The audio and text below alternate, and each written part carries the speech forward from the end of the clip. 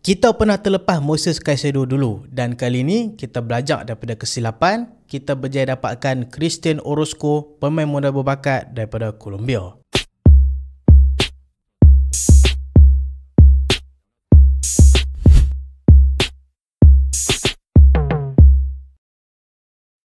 Assalamualaikum dan selamat datang ke Pala Bola United. So dalam video kali ni aku nak cerita pasal seorang player yang baru je Manchester United dapatkan, iaitu Cristian Orozco. So siapa Cristian Orozco ni? Pasal apa kita kena excited dengan dia? So Manchester United berjaya dapatkan seorang pemain muda yang baru umur 17 tahun dan posisi dia adalah dekat defensive midfield. Dan nama dia adalah Cristian Orozco. Dia main dekat pasukan Fortaleza dekat Liga Colombia, dan kalau hampa nak tahu, dia ni adalah kapten kepada pasukan U17 untuk pasukan Colombia yang ke final dekat kejuaraan U17 dekat Amerika Selatan. So boleh kata dia ni ada leadership main dekat pasukan Colombia. Dan harga beli dia MU berjaya dapatkan dengan harga $1 juta.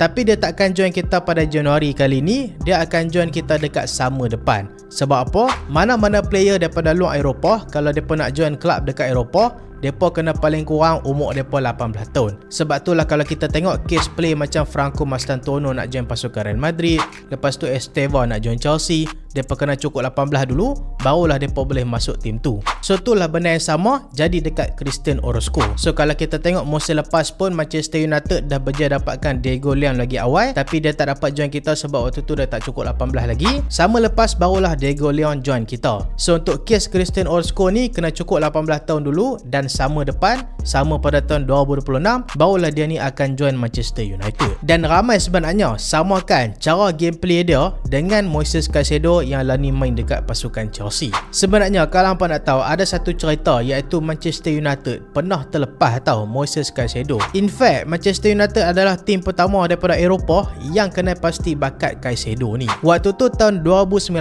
aku ingat lagi, waktu tu MU link dengan Moises Caicedo tau, sebab tadi Caicedo main dekat pasukan Independiente, dan time tu memang nampak potensi dia walaupun main dekat Independiente je. Dan masa tu Caicedo baru umur dalam 18 nak masuk 19 tahun tau. So MU depa adalah tim pertama yang approach untuk dapatkan Caicedo. Tapi pasal apa MU tak dapat beli Caicedo ni? Senang cerita, MU malah nak renyah-renyah. Sebab apa? Sebab waktu tu kes Caicedo ni dekat pasukan Independiente, dan banyak player-player dekat belah Amerika Selatan, dekat negara Ecuador, Colombia, Brazil, Argentina, banyak player-player ni depa ada TPO tau. TPO tu apa? Third party ownership. Yang mana third party ownership ni sebenarnya FIFA dah tak benarkan tau. Maksudnya seorang-seorang player tu owner kepada player tu bukan klub tu saja, tapi dia ada pihak lain juga yang pegang saham dekat player tu.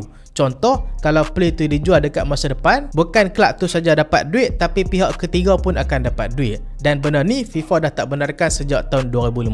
Tapi macam hampa tahu lah kan, dekat Amerika Selatan tu orang buat peraturan macam mana pun, dia pasti boleh langgar dengan cara-cara yang dia buat secara underground. So bila MU approach untuk dapatkan Caicedo masa tu pada tahun 2019, waktu tu MU dapat tahu yang Caicedo ni ada TPO ataupun third party ownership. So MU rasa kalau mereka masuk juga untuk beli Caicedo ni, mungkin akan renyah. Benda boleh settle, tapi MU malah nak renyah masa ni. So lalah kali MU tarik diri. Sebab apa? Sebab kalau MU masuk juga, kalaulah didapati MU ni bersalah, kantoi pula MU ni settle dengan third party ownership, mungkin berita ni akan jadi berita besar dan mungkin akan buatkan MU kena tarik sponsor. So sebab tu lah time tu kita tak jadi beli Caicedo tau. Dan lepas tu tiba-tiba pasukan Brighton pula. Brighton ni depa punya sistem memang depa ni fokus dapatkan pemain-pemain muda berbakat, lepas tu depa nak develop jadi padu. So depa tak ada masalah tau dengan third party ownership ni. Mereka berani ambil risiko walaupun FIFA tak benarkan. Mungkinlah mereka settle cara tepi dengan mereka. Sebab itulah mereka berjaya dapatkan Caicedo dengan harga 46 juta pound saja masa tu tau. So bila dia join pasukan Brighton, meletup kat sana, Brighton dapat jual ke Chelsea dengan harga 115 juta pound. Sepatutnya Caicedo tu join MU, tapi MU tak mau renyah, MU tak mau pening pala, MU tak jadi beli dia. So hari ni kita belajar daripada kesilapan. Kita dapatkan pemain muda berbakat daripada Colombia, kapten kepada U17 Colombia iaitu Cristian Orozco. Dan ni tak adalah besar sangat, 1.78.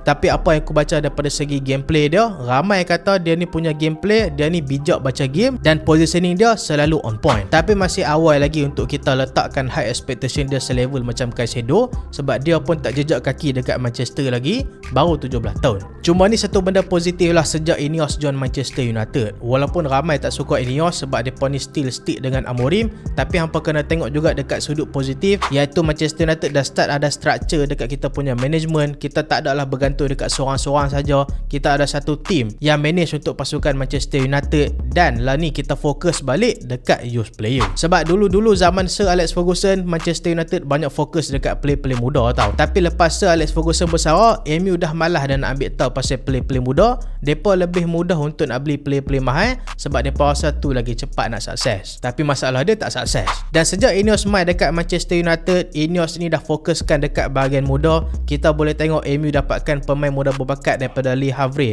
macam Enzo Cannavaro, lepas tu loankan dia balik. Lepas tu kita berjaya dapatkan juga Diego Leon, antara pemain muda berbakat daripada Paraguay. Dan kali ni kita berjaya dapatkan Christian Orozco. Dan aku harap MU boleh develop player-player ni, mungkin akan jadi key player untuk kita dalam tempoh 3 ataupun 5 tahun ke depan nanti. Kita tengoklah nanti macam mana. So itulah satu benda positif pasal Manchester United daripada segi youth player kita. Dan aku harapkan Orozco ni akan jadi the next big thing untuk Manchester United dan akan jadi key player untuk kita pada masa depan nanti. Masa tu tak tahulah Amorim ada ke tak lagi kan.